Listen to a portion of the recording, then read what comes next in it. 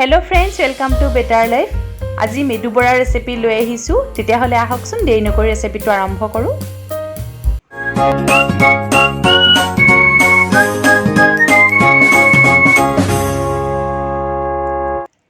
আজি মেদু বড়া ৰেচিপি লৈ আহিছো আৰু এটো খুব সাউথ ইন্ডিয়ান ফেভাৰিট ৰেচিপি হয়, ফেমাস ৰেচিপি হয়। তাৰ কাৰণে এয়া মই উৰদ ডাল লৈছো, বাকলি গুছোৱা যোনটো মাটিমাহ। প্ৰায় 3 পৰা 4-5 ঘণ্টা মান সময় এদৰে পানীত তিয়াই ৰাখিম। তাৰ পাছত টুকি লম। খুব ভাল লাগে আসলতে খাই।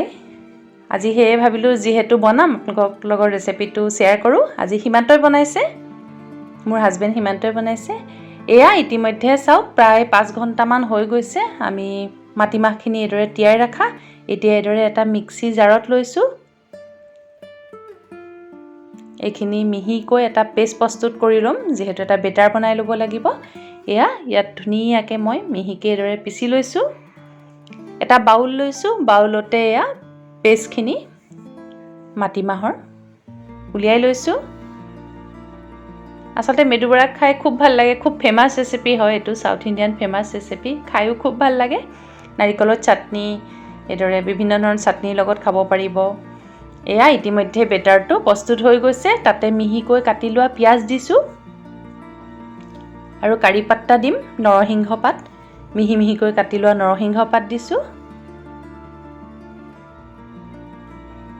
আৰু লগতে অকনমান জালুক গুৰি অকনমান খুন্দি লৈ পেলাই দিয়া হৈছে, খুব মিহিকে নহয়। আৰু প্ৰায় কেইটামান গোটা জিৰা এদৰে ফ্লেভাৰৰ কাৰণে দিয়া হৈছে।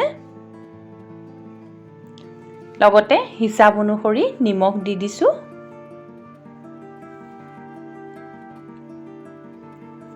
আৰু অকনমান কাশ্মীৰী মিৰ্চ কালাৰৰ কাৰণে অলপমান এদৰে জলকীয়া গুৰি দিয়া হৈছে। এতিয়া খুব ভালদৰে বেটাৰটো এখন চামুচৰ সহায়েৰে এদৰে মিলাই লৈছো। এয়া ইতিমধ্যে চাওক খুব ধুনীয়াকৈ বেটাৰটো প্ৰস্তুত হৈ গৈছে।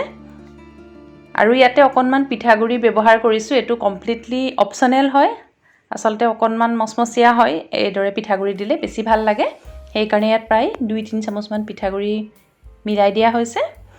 এয়া এদৰে এখন হাতত আপুনি অকনমান পানী লগাই লব, তেতিয়া যেহেতু মাটিমাহ হয় হাতত লাগি যাব পাৰে। আৰু এদৰে ৰাউন্ড কৰি মাজতে এটা হোল কৰি দিব, তেতিয়া দেখিবলৈ ভাল হয়, যেহেতু হেদৰে বনোৱা যায়। আৰু এয়া চাওক গৰম তেলত এদৰে আপোনালোকে ফ্ৰাই কৰিব।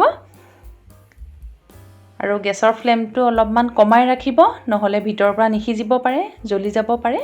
এদৰে আটাইখিনি মেদু বড়া আপোনালোকে গেছত তেলত এদৰে গৰম তেলত দি যাব আৰু লুটিয়াই দিব। এদৰে সিমত সম্পূৰ্ণ সিজালৈকে ৰঙচুৱা হোৱালৈকে এদৰে মেদু বড়া কেইটা ভাজি ল'ব। এয়া চাওক ইতিমধ্যে লাহে লাহে খুব ধুনীয়া এটা গোল্ডেন ব্ৰাউন কালাৰ আহিছে। মেদু বড়াখিনি আমাৰ প্ৰস্তুত হৈছে। এইদৰে আসলতে আপোনালোকে আটাইখিনি মেদু বড়া প্ৰস্তুত কৰি এইদৰে তেলত ফ্ৰাই কৰি ল'ব। আৰু লগত আপোনালোকে চাটনি, নাৰিকলৰ চাটনি, পুদিনাৰ চাটনি, চাম্বাৰ যিহৰ লগতে খাই আপোনালোকে খাব পাৰে, খুব ধুনীয়া হয়।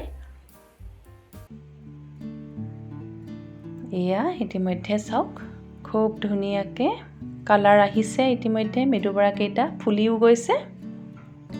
এইদৰে আটাইখিনি মেদু বড়া প্ৰস্তুত কৰি লোৱা হৈছে।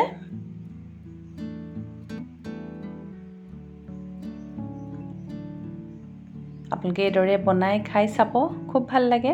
যেহেতু সাউথ ইন্ডিয়ান ডিশ সকলোৱে ভালেই পায়, খুব ভাল হয় খাবলৈও। এয়া ইতিমধ্যে আমাৰ মেদু বড়াখিনি প্ৰস্তুত হৈ গৈছে। এতিয়া পৰিবেশন কৰিছো। এইদৰে নাৰিকলৰ চাটনি, পুদিনাৰ চাটনিৰ লগত পৰিবেশন কৰিছো। আপোনালোকে এইদৰে জুতি লৈ চাব। আশা কৰোঁ আজি ৰেচিপিটো ভাল পালে আৰু চাই থাকিব আমাৰ channel better life with Pompi Mitali. আৰু মই পম্পী নতুন নতুন ভিডিঅ' লৈ আহি থাকিম। আজিলৈ আহোঁ, ধন্যবাদ।